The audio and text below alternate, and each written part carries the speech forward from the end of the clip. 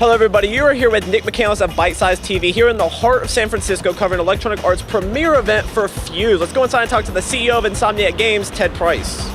Now for those who may not be aware of Fuse, what would you like to tell the consumers? It's brand new, 4-player cooperative game from Insomniac. We've created a new universe, a new take on co-op, and we're excited to release it in just a few weeks. Now, despite Fuse being published by Electronic Arts versus Sony, like you guys have went in the past, are we still going to see influences from your guys' previous titles, such as Ratchet & Clank and Resistance? Absolutely. I think anybody who plays Fuse will recognize that the Insomniac DNA runs through this game in a big way. We've definitely drawn on Ratchet and Resistance as influences in terms of the weapon variety, the over-the-top crazy weapons, the humor in the game, and in terms of our sci-fi influences. We love sci-fi worlds, and we've really had a lot of fun building the Fuse world. Now, with multiplayer being pretty much a standard with shooters nowadays, what does Fuse implement online to separate it from the competition? When you say multiplayer as a standard, I think most people think of deathmatch in Call of Duty in particular.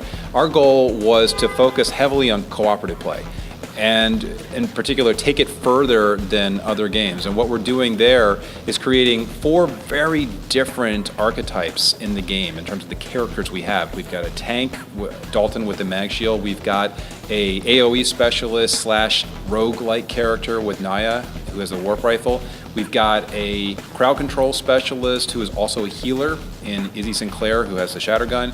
And then finally we have our distant damage dealer, who also has a really cool trap ability that he can unlock later in Jacob. So with the PlayStation 3 and Xbox 360 being out for quite some time, what inspired you guys to develop a new IP despite being so deep in the console cycle? Well, when we began developing Fuse, we didn't know when the next-gen consoles were going to come out. Okay.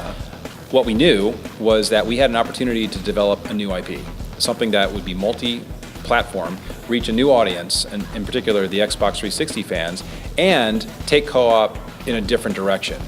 In terms of where we are now, at the end of this console life cycle, for us it's exciting to be one of the only new IP coming out as an alternative for folks who are basically playing a lot of sequels right now. Yeah.